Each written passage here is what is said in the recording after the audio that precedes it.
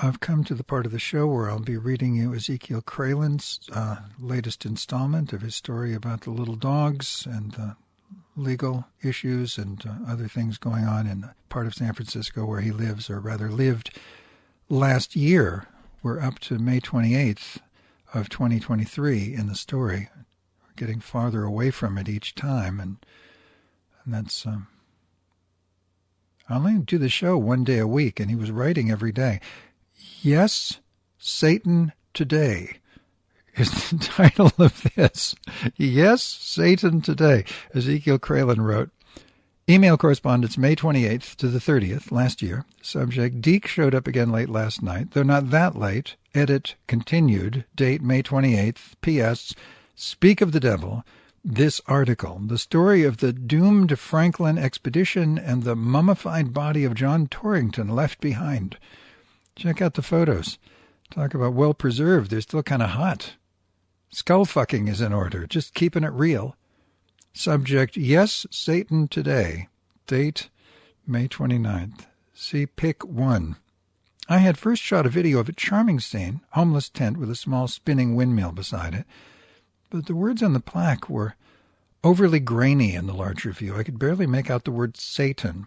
Not even sure if that was the word, so I decided to step back out and snap a close-up. The occupant was astir by then, poking an aluminum rod through a flap to adjust the position of a tiny plastic horse, which had toppled over in the wind. So I feigned to mosey on by, reaching the curb a few yards up where the denizen couldn't see me, and I turned about and approached the tent from an angle whereupon I crouched down to read those three mystery words and take that picture. As for the cardboard square above the plaque, crowded with red lettering, almost hieroglyphic in nature, I'm not about to attempt to decipher that. The picture is now partnered with the following caption. Nice way to start my morning. Strolling toward the Castro Metro on my way to Trader Joe's on 4th and Market, I came across a homeless person's tent with a lovely little pagoda windmill and its colorful accompaniment of rose petals and trinkets. Just for the heck of it, I decided to also shoot a view of some skyscrapers downtown from where I stood, featuring that hideously arrogant Salesforce Tower. See Pic 2. It was Mayor Dianne Feinstein who brought about the Manhattanization of this once jewel of a burg, and look where she is now, shingles on the brain, a doddering old bitch about to kick the bucket.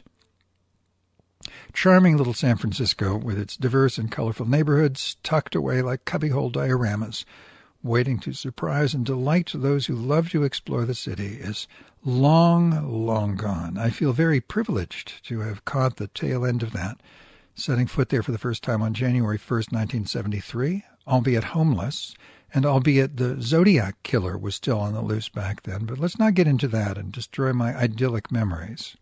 In sum, yes, Satan Today. But what about tomorrow? After all, the god opposing him is no saint either. Just got back from TJ's and enjoyed a bowl of plump blueberries with Greek yogurt while composing this missive. Everything good comes from blueberries and little doggies in one's life. Signed, Zeke K. Holmes. P.S. So I almost forgot. As I returned hovel after shooting that video, I passed Chai Man along the way, walking one of his pups at the curb. I simply nodded my head in his direction. He politely said, "Hello, Zeke," and that was that. Subject, brief meetup but good. Date May 30th, afternoon.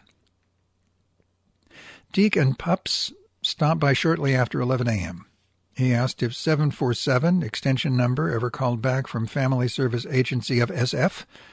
I told him no, they did not, so he wanted to make another call, and while he was doing that, I watered the pups and fed them treats, always a beatific reverie whenever the hounds are by my side.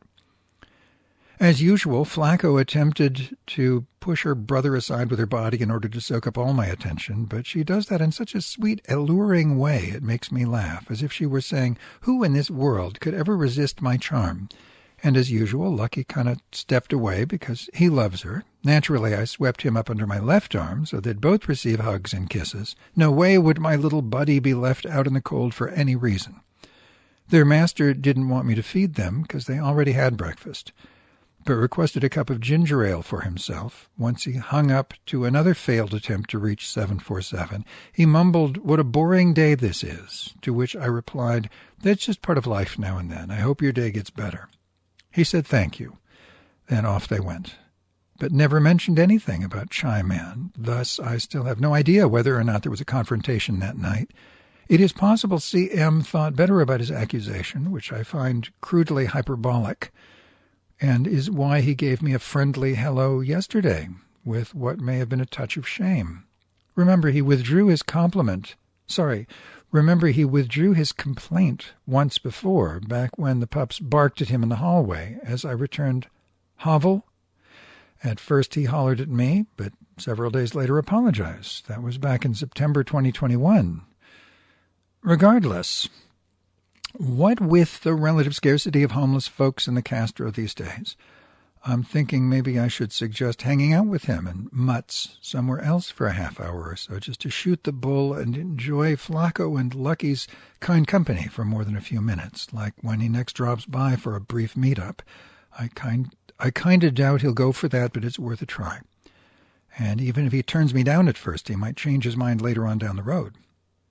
Another solution would be to visit him at his tiny cabin village, to sit with the dogs there once in a while so he could take off for an hour or 2 or 3.